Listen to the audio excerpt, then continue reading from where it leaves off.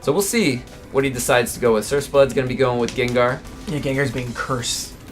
Yes, Gengar has that option to use Curse. 10 hits, goes into a cute little puddle that you can now drift and move in DX. So one thing I don't understand about Curse is not how this works in this game, but how they translated it from Pokemon itself. Curse being a move, if you're not a Ghost type, it lowers your speed and increases your attack and defense.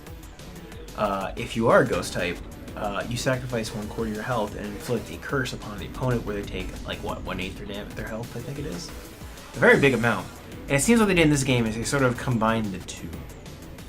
Because it's the health sacrificing of the Ghost Curse, and then gives you, like, the meter and, like, the game, like, not Ghost Curse. Yeah, they kind of kept the aesthetic, and then they were like, kind of like, all right, we're gonna be liberal with our interpretation too. At the same time. There's a little, hints back to the original moves of the game. But we're going to Shadow Mewtwo versus Gengar. That's where TipDik decided to stay to. So see if this man can use these 9-frame punishes from mid-screen. Ooh, armoring downward from that, and look at you can just already see both these players know the knowledge of their characters.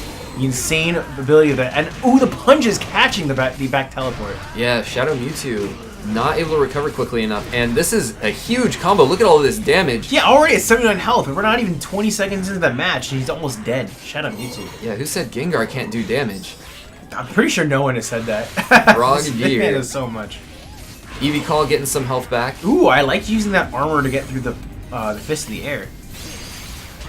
Again, that same exact exchange happened where this man fell with his armor, got a break, dashed back from his CADC, went forward for his swords, and then unfortunately, Gengar was able to get out and CADC through those swords.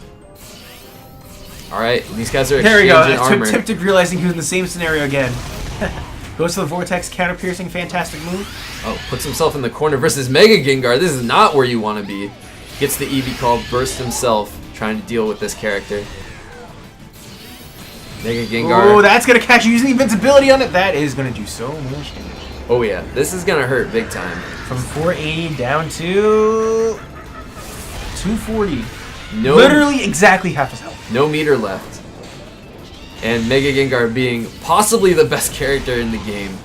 This character changes a ton. Like with that laser right there into these combos, changes so much when he gets his meter. As SirSpudd said about Mega Gengar, even though he is a fantastic character, he's a lot bigger and gets hit by a lot of straight moves.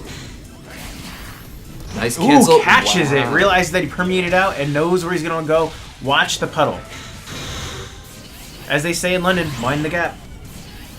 Mind the gap, indeed. Shoutouts to our friends at Revo. Ooh, and making that 1 health comeback. TipDik. Able to make it. Able to make it at the end there.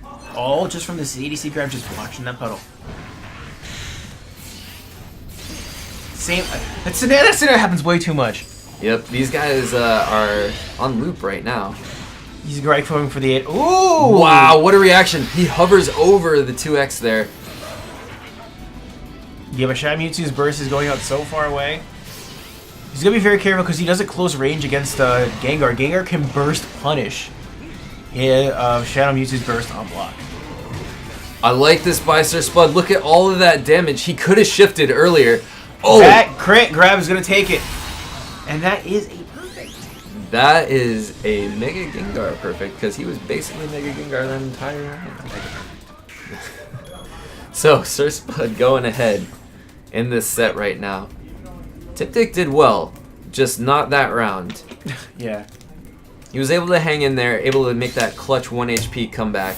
I mean, that is just the nature of Shadow Mewtwo. Either he completely dominates you or he gets dominated himself. It's such a low health pool, he has very few chances to take risks. And he has to really pick his spots because, like you said, low HP. You make the wrong call, you're probably losing a round. Yeah, all the Shadow Mewtwo players have to be very knowledgeable about all the moves and not do something like send a headbutt into someone's block range. Someone's grab range.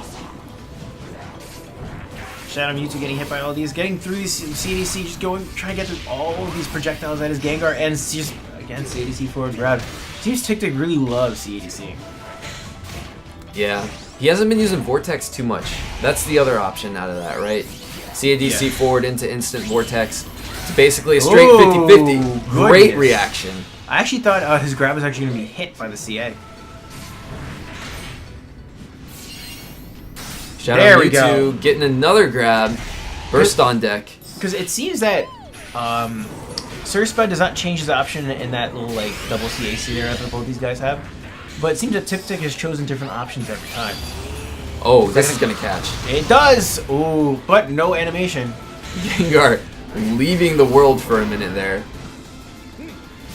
Oh, catches that. And that's gonna do it. SirSpudd 1 round away from taking the set. And SirSpudd getting Eevee is just what he needs. It's just the creature, the little Pokemon that he needs to challenge Burst. And you know what? TipDik also has Eevee. Yeah, Eevee being kind of the new #1 support for Shadow Mewtwo players since Cresselia was nerfed. Oh yeah, because Thalia does not get as much as he wants anymore. Burst activation. Here comes Eevee. Oh, and he goes away, comes back with the punch.